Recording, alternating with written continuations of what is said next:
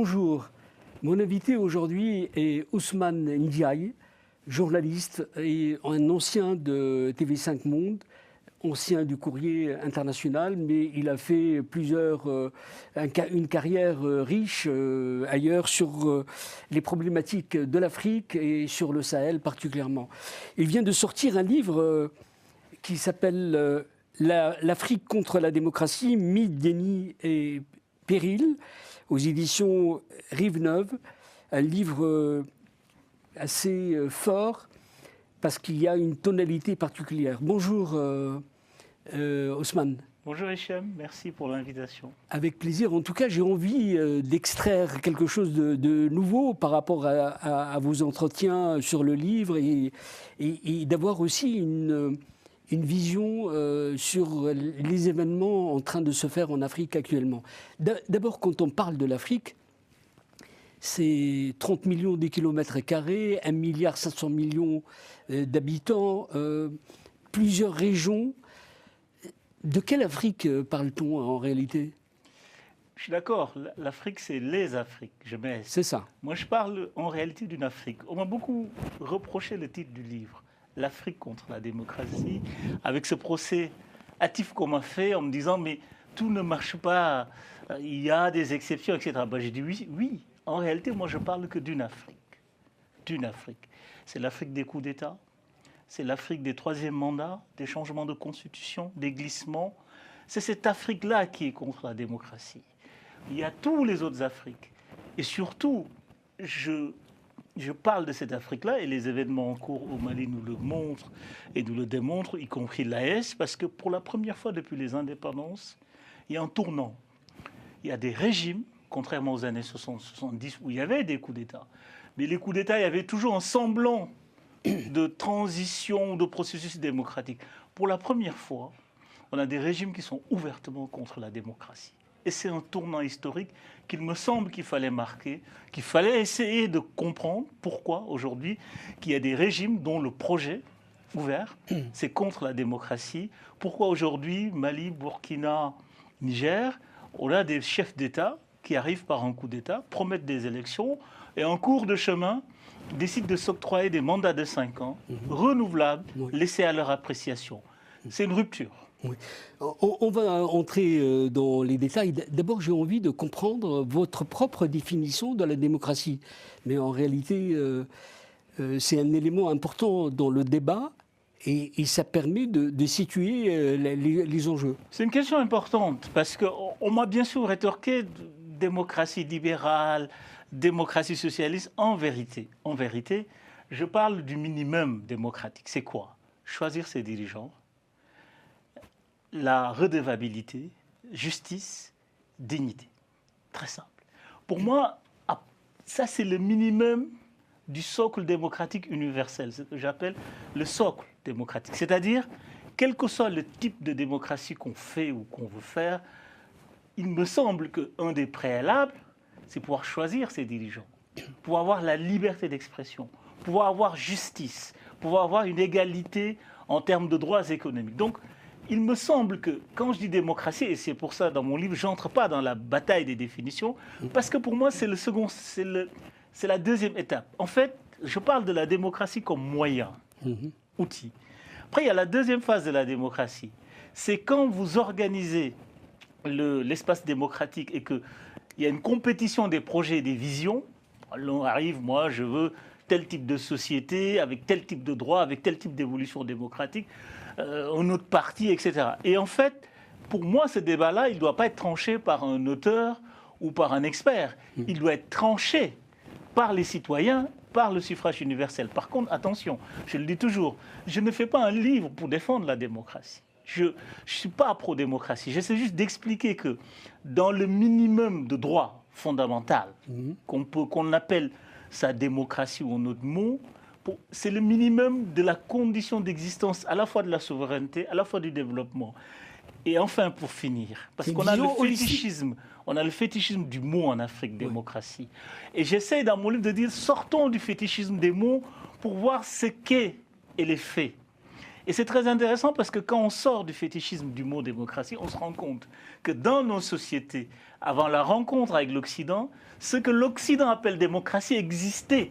Les valeurs que l'Occident a mis sous l'enseigne démocratie et s'en est accaparé à exister. C'est pourquoi aujourd'hui, je le dis toujours avec force, réfuter ou récuser la démocratie au nom d'une authenticité africaine est l'un des contresens majeurs historiques en Afrique. Oui, mais quand même, il y a une notion très importante, c'est-à-dire que la démocratie, contre-pouvoir, justice, il y a des éléments clés, institutions... 4 éléments clés. C'est-à-dire que c'est des éléments importants. Mais pourquoi ça n'a pas marché avec l'Afrique? L'Afrique est restée dans le formalisme et elle a oublié tout le reste. Expliquez-nous, ces impasses-là ont une origine. Moi, je ne dirais pas que ça n'a pas marché, parce qu'il faut encore s'inscrire dans le temps long de l'histoire. Et quand vous vous inscrivez dans le temps long de l'histoire, il fut une période du monde où l'Afrique avait les sociétés démocratiquement les plus avancées. Mais une forme archaïque de la démocratie, elle n'a rien à voir avec l'Afrique de la modernité. En fait, la démocratie de la modernité. Faisons attention là-dessus aussi. Oui. Qu'est-ce qu'on appelle modernité? C'est très relatif. En fait, peut être moderne. En fait, il faut toujours se resituer dans les époques.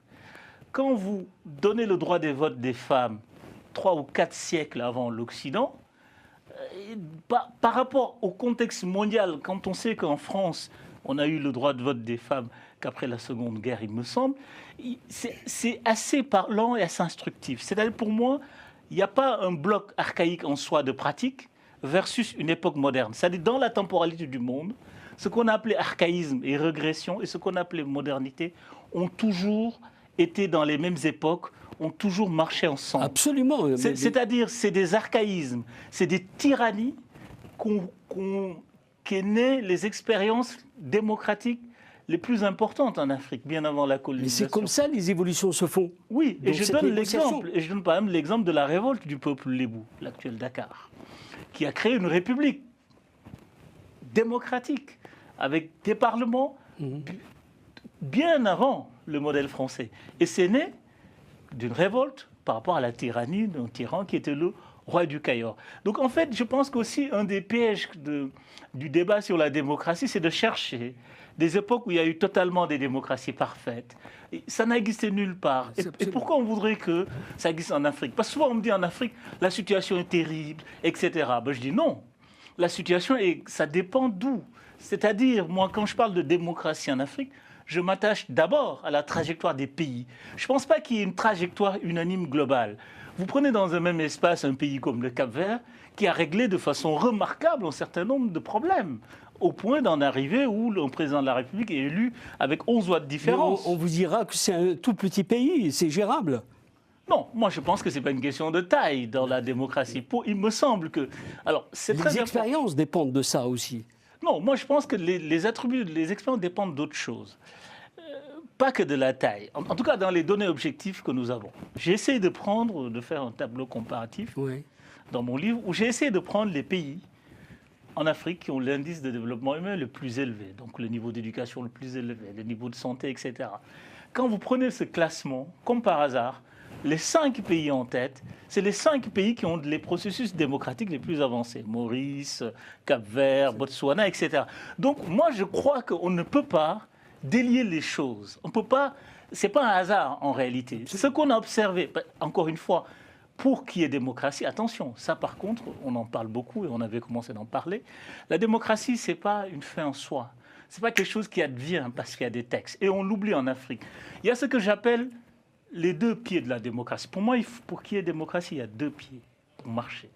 En Afrique, on réussit souvent le premier pied, la première jambe de la démocratie, les institutions, les commissions nationales électorales, etc. Les textes, on a de très belles constitutions. Ce que j'appelle la démocratie par le haut. Après, le plus difficile est qu'on rate en Afrique, ou qu'on n'a pas suffisamment travaillé depuis les indépendances. Ce qui explique ce que tu me demandais tout à l'heure, l'échec, c'est qu'on n'a pas travaillé sur la construction de ce que j'appelle la démocratie par le bas. C'est quoi? Les contre-pouvoirs, l'éducation. Parce que pour qu'il y ait démocratie, il faut qu'il y ait la fabrique des citoyens. Un citoyen, c'est quelqu'un qui est conscient de ses devoirs et de ses droits. Comment voulez-vous dans un pays où 70% de la population ne savent pas lire la Constitution, les textes de loi, comment voulez-vous faire démocratie?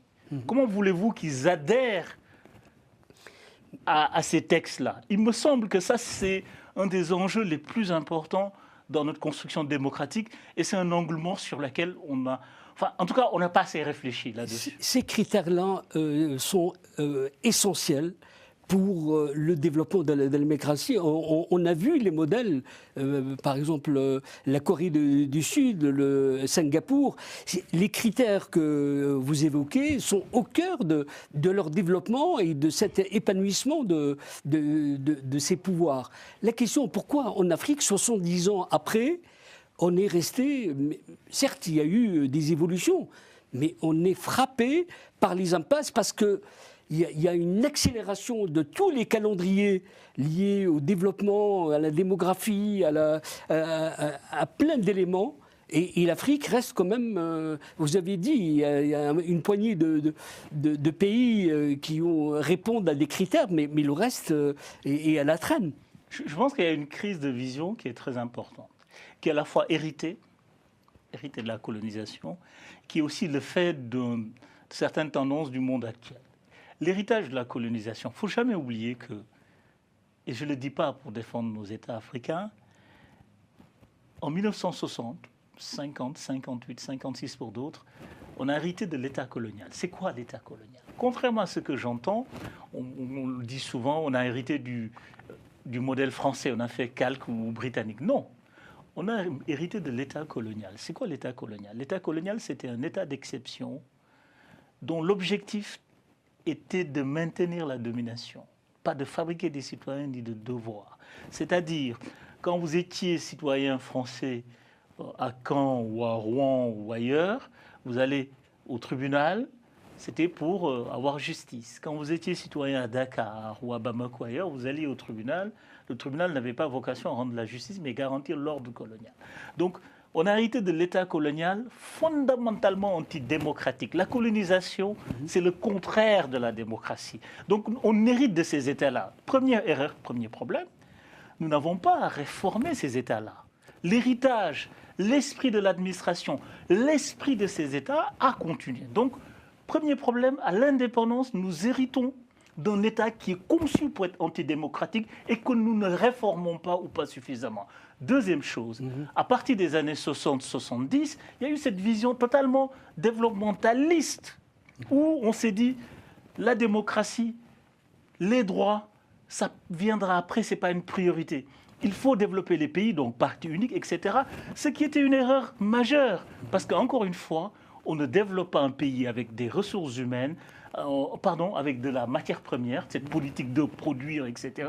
On développe un pays avec des hommes, avec la richesse humaine. Je pense qu'on n'est pas encore sorti de cette vision. Et d'ailleurs, aujourd'hui, les grands modèles qu'on donne aujourd'hui de développement, c'est d'opposer développement et démocratie. On a besoin d'hommes forts, il nous faut des régimes d'exception. Mais si les hommes forts ou la dictature apportaient le développement, l'Afrique serait encore développée. Parce que la plupart des pays africains depuis l'indépendance ont été sur des régimes de dictature. Au regard de la fragmentation de l'Afrique, il y a besoin, et les États qui sont très très faibles, c'est-à-dire que Barack Obama disait l'Afrique a besoin d'institutions fortes et pas d'hommes forts. C'est-à-dire que comment on est dans une équation impossible. C'est-à-dire que comment aujourd'hui aller vers ce processus de fabrication, comme vous le dites, de cette vision holistique d'une Afrique qui marche. Moi, je ne suis pas d'accord qu'on soit dans une équation impossible. Non. Jusqu'à présent, on a pris l'équation par le même bout. Jusqu'à présent. C'est-à-dire, on l'a pris par le bout. Vous prenez l'histoire, la trajectoire de la plupart des États. C'est-à-dire que par quel bout? Par le bout de l'homme fort, ou de la dictature, ou d'un clan, ou d'une poignée, une minorité qui gère nos pays. Oui. C'est ça, depuis 1960. On a très peu vu l'inverse. Et les pays qui ont tenté l'inverse, ils s'en sortent. Vous prenez un pays comme l'île Maurice, où il y a eu éducation, projet, etc. C'est un pays qui se porte un peu plus mieux que les autres.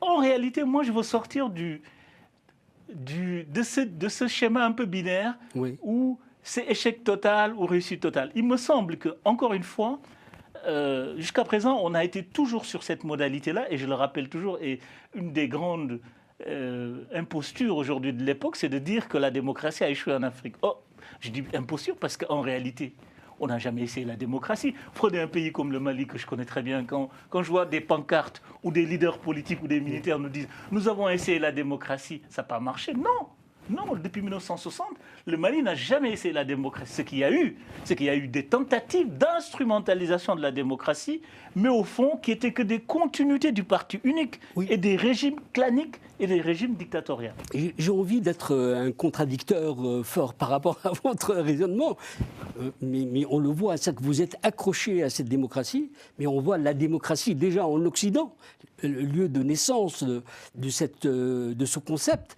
Et elle est en crise systémique. C'est-à-dire que la question aujourd'hui, alors, comment passer à ce qu'on appelle une solution africaine de ce pluralisme, ou de cette...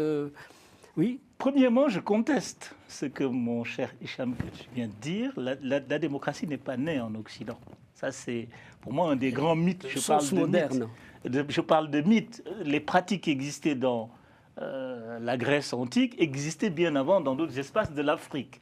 Il me semble que, et quelqu'un comme Amartya Sen, prix Nobel d'économie, l'a démontré avec un grand livre qui est important, La liberté n'est pas une invention de l'Occident, la démocratie des autres, où il essaie justement de réinscrire l'histoire de la démocratie bien avant l'avènement. Enfin, pour moi, c'est un des problèmes le plus important, c'est-à-dire jusqu'ici le corpus. L'histoire de la démocratie, en réalité, s'est réduit à l'histoire de la démocratie en Occident. Première chose. Donc pour moi, l'Afrique a inventé ces formes de démocratie, comme l'Inde, comme ailleurs, etc. Deuxième chose, il me semble que quand vous prenez les conditions historiques, objectives, et que le temps long de l'histoire que les pays de l'Occident ont mis en place pour mettre ce système démocratique, je ne pense pas je ne suis pas d'accord avec ce constat où on a essayé... qu'on est vraiment au bout du bout. Non, moi je pense que nos États sont jeunes, ils viennent de naître. Absolument. 1960, c'est très jeune à l'échelle d'un État. Et qu'il me semble que malgré cette jeunesse-là de nos États, il ne faut jamais oublier qu'il y a eu des élans très forts de demande et de construction démocratique. Jusqu'à présent, ils n'ont juste pas abouti. Pour moi, la vraie question, c'est de voir pourquoi en Tunisie, l'aspiration démocratique que représentait la révolution tunisienne n'a pas abouti. Pourquoi au Burkina Faso, quand même, exemple très important du désir démocratique, c'est quand même le peuple à main nue qui renverse Blaise Compaoré. Donc le désir est là. Par contre, moi je pense que, et encore une fois j'en reviens à la construction démocratique par le bas, c'est-à-dire construire des citoyens, créer une école, former des citoyens, c'est sur du temps long. Et aujourd'hui en Afrique, le vrai défi, et nos hommes politiques ont une grande responsabilité, on ne veut pas construire sur ce temps long parce que ce n'est pas rentable en termes politiques. Mieux vaut venir dire je construis des routes, machin, vous aurez ceci, cela, que de dire bon, je vais mettre en place un système qui, sur 3-4 générations, va révolutionner le niveau de formation, etc. Et je pense que ce problème-là, il y a un vrai problème de courage politique que nos élites ont. Vous dites si justement que le temps long est très important parce qu'il y a un processus de maturation, mais dans l'équation, quand on est dans la réflexion, par quel élément faut-il commencer pour déclencher un processus ? L'éducation. Moi, je réponds toujours l'éducation. Pour moi, encore une fois, le B.A.B.A., le minimum vital. Le minimum vital, c'est la fabrique des citoyens. Si vous n'avez pas des citoyens, vous ne construisez pas de démocratie. Et le problème en Afrique, c'est qu'on veut laisser nos populations dans un état de non-citoyenneté. Qui on veut ? Les gouvernants jusqu'ici. Moi, je vous dis, de 1960, un truc, c'est que les présidents de la République et les partis qui ont gouverné, ils en portent l'entière responsabilité. Moi-même, je soupçonne même une sorte de politique de l'ignorance, parce que la politique de l'ignorance garantit ces formes de démocrature, ou ce que j'appelle de fiction démocratique, où c'est plus facile de s'accaparer du scrutin. Quand les gens ne savent pas lire ou ne savent pas voter, ou ça, c'est plus facile. Et je pense qu'il y a une politique de l'ignorance qui est maintenue, et que l'aspiration démocratique, c'est que du verbiage, et c'est qu'un niveau de discours. Il y a aussi ce décalage entre ce désir démocratique chanté partout et la réalité des politiques qui ne vont pas vers plus de liberté. Vous disiez dans le livre, c'est justement sortir de la pensée magique, c'est-à-dire on a envie, en tout cas pour l'Afrique, de voir comment, je prends un exemple pour enchaîner sur une problématique générale à l'Afrique, les institutions africaines, quel rôle jouent-elles et comment les actionner au service des Africains et de ce continent, parce que c'est un élément clé, on le voit dans les ensembles. C'est très important. Je suis heureux que tu aies repris le terme sortir de la pensée magique. Je pense que nos entrepreneurs politiques et donc quelques entrepreneurs intellectuels sont tombés dans cette facilité-là, qui est très commode, de la pensée magique. C'est quoi la pensée magique? Par exemple, sur les institutions, dire qu'il faut l'unité africaine, nos problèmes vont être réglés. Ben non. Quand vous additionnez des faiblesses, des défauts, des États corrompus, des États non souverains, mais vous multipliez le problème. C'est pourquoi moi j'ai toujours refusé de croire à cette forme de mantra, l'unité africaine, etc. Non, c'est une paresse intellectuelle absolue et qui nous dispense à peu de frais de dire que oui, on n'y arrive pas parce que nous ne sommes pas unis. Non, moi je pense que toutes les... Et ça, j'en me permets de répondre précisément à la question des institutions régionales. Nous ne pouvons pas, il faut avoir le courage de le dire, avoir des institutions fortes, Union africaine, CEDEAO, si c'est une addition d'États qui eux-mêmes ne sont pas viables. Quand vous additionnez des armées, des États non viables, vous avez le problème multiplié par 10. Et donc, il faut sortir de ces mythologies, de ces mythes très faciles où on dit il nous faut l'unité africaine. Et d'ailleurs, on l'a démontré que, avec Kadhafi à un moment donné où on a créé l'Union africaine, certes, mais l'Union africaine est une sorte de multiplication de nos problèmes, de nos dépendances et de nos errements. Donc je pense qu'il faut reprendre les choses à l'endroit, c'est très dur d'entendre ça depuis 1960, et de reconstruire, défaire nos États, défaire nos manières de penser et reconstruire. L'Afrique, elle est, j'ai envie de traiter la problématique de cet échange en résonance par rapport au livre, au thème du livre, parce que je ne vais pas vous faire répéter ce que vous avez déjà dit ailleurs. C'est-à-dire que comment vous voyez, par exemple, les solutions endogènes africaines on l'a compris, il y a le temps long, mais on peut peut-être parier sur des éléments accélérateurs qu'on peut déclencher. Alors ça, c'est vraiment une question importante.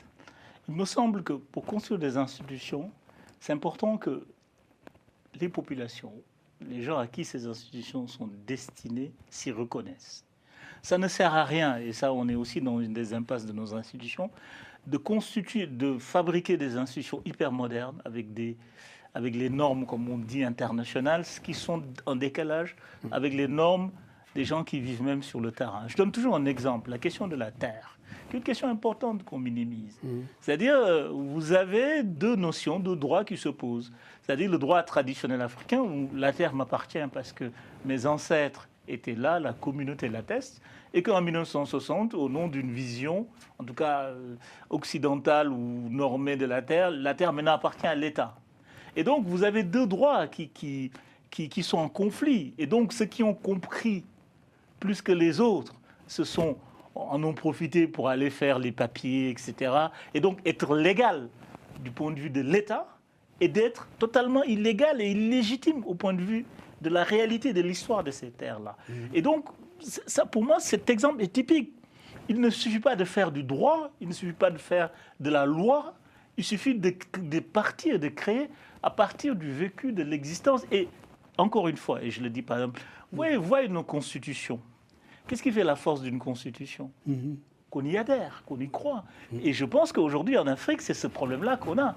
On fait des textes où une petite élite s'y reconnaît, sans doute, et que la grande majorité ne s'y reconnaît pas parce que n'a pas l'imaginaire et les valeurs pour.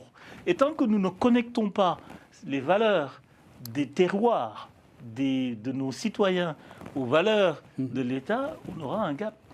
Vos propos, votre livre, j'ai pris un plaisir en tout cas à le lire, Merci. mais vous avez des critiques acerbes complètement et un côté persifleur. J'essaie d'être honnête. Oui, mais en tout cas, il y a un sens critique très très fort. Mais je voudrais citer cette phrase. Vous dites à un moment donné, l'Occident n'est pas l'horizon démocratique de l'Afrique. qu'est-ce que ça veut dire en réalité? Parce qu'au fond, l'Afrique, on l'a dit, a besoin de de sa propre vision et de ses propres solutions. Mais pourquoi l'opposer à l'Occident? Non, mais parce qu'en fait, c'est justement pour sortir de ce désir de modèle. C'est-à-dire, et ça, c'est au-delà même de la question de la démocratie. C'est Felwine Sarr qui disait l'Afrique n'a personne à rattraper. C'est la même chose. C'est-à-dire, on se pense, se définit vis-à-vis de l'Occident comme si on n'était pas sorti de la colonialité. Or, je dis toujours, on a eu deux temps. Certes, il y a eu la période de la colonisation qui est centrale, qui est terrible. Mais il y a eu avant la colonisation. Et il y a eu les périodes de décolonisation. Il y a eu ce qui va arriver. Et il me semble que, et c'est triste, et j'essaie de l'expliquer dans mon livre, que même ceux qui ont des discours de souveraineté le construisent presque exclusivement à partir de l'Occident, par l'Occident, contre l'Occident. Et on tombe dans un piège que j'appelle l'occidentalocentrisme à rebours. L'Occident n'est pas le centre de l'Afrique. Il doit aussi cesser d'être le centre de notre réflexion sur ces questions-là. Je vais vous mettre à l'épreuve par rapport à la réalité, parce qu'aujourd'hui, vous êtes spécialiste, un grand connaisseur du Mali, on voit ce qui se passe dans un moment de basculement majeur qui va impacter lourdement la région. Comment analysez-vous et qu'est-ce qui explique ce silence mortel du monde entier? Il y a plusieurs questions. Oui. La première, qui est très importante pour moi, et l'AS en donne une illustration très importante, c'est-à-dire la question essentielle aujourd'hui qui est posée pour un pays comme le Mali, c'est celui de la souveraineté. On est d'accord. Mais toute la question, c'est quel sens on donne au mot souveraineté. Il me semble que l'un des problèmes majeurs du régime qui est en place militaire, et que ce n'est pas étonnant qu'il ait des difficultés, parce que le premier acte de la souveraineté, c'est la légitimité du peuple. Et souverain, parce qu'on déroule du peuple. À partir du moment où vous confisquez un pouvoir et que vous vous auto-déclarez souverain, vous n'agissez pas en fonction fondamentalement des intérêts des populations, qui est la sécurité, qui est des politiques économiques viables, etc. Pourquoi les djihadistes, et c'est très important, prennent militairement une sorte de supériorité opérationnelle? Moi et ça j'essaie de l'expliquer souvent. Il se trouve que j'ai couvert ces zones-là, et ce qui m'a frappé, dans le camp djihadiste en face, les combattants, ils étaient prêts à mourir pour leurs idées, même si on n'était pas d'accord. Il y avait une croyance, une adhérence au projet. En face, je voyais des soldats maliens qui rejambaient, qui disaient « Ok, la paix n'est pas tombée, le général est dans de meilleures conditions, il ne fait pas la guerre, etc. » Je pense qu'il y a une question centrale d'éthique et de croyance. Il ne peut pas... En fait, la souveraineté, ce n'est pas juste un discours. Oui. Il faut qu'il y ait une croyance, une adhérence. C'est un récit collectif. Faire nation, c'est faire récit collectif. Et au Mali, il n'y a pas de récit collectif. Il me semble qu'il y a le récit de 4 ou 5 carterons ou quinterons de généraux qui ont décidé de prendre le pouvoir et qui ont une vision totalement individuelle du pouvoir. Et les événements d'aujourd'hui, avec la mort tragique de Sadio Camara, est l'exemple de l'échec de cette vision personnel, en tout cas étriqué et clanique du destin du Mali. Mais ça reste, on ne va pas, malheureusement, l'émission se termine, mais il y a d'autres pays concernés, le Niger, le Burkina Faso, et peut-être un autre pays, mais il y a un danger mortel aujourd'hui. On est au cœur de la crise. Et ça risque d'avoir des... Enfin, le danger mortel, il date depuis 2012. En fait, mais ça s'est aggravé depuis. Oui, je ne suis pas sûr, parce que... Alors, en 2012, la moitié du Mali a été occupée pendant plus d'1 an, administrée et gouvernée par les djihadistes, ce qui n'est pas le cas aujourd'hui. Oui. Donc, il me semble, de toute façon, la question... Et j'évite de prendre cette question avec émotion, mais nous disait tentant, il faut avoir un regard froid et lucide. Absolument, mais... C'est-à-dire, quelle est la condition même qui justifie que ces militaires soient au pouvoir. C'est arrêter le danger djihadiste. On constate objectivement que depuis qu'ils ne l'ont pas arrêté, on est d'accord là-dessus, on constate que bien avant les coups d'État, ils avaient échoué. Moi, j'ai l'habitude de dire sur le cas du Mali, c'est très simple. Pour moi, une armée qui échoue dans sa mission première, défendre le territoire national, ne peut pas réussir une mission plus grande, économique, etc. Et l'armée malienne, je le dis toujours, l'armée malienne a été défaite en 2012 par les djihadistes. Absolument. Défaite par les groupes du MNLA. L'indépendance proclamée.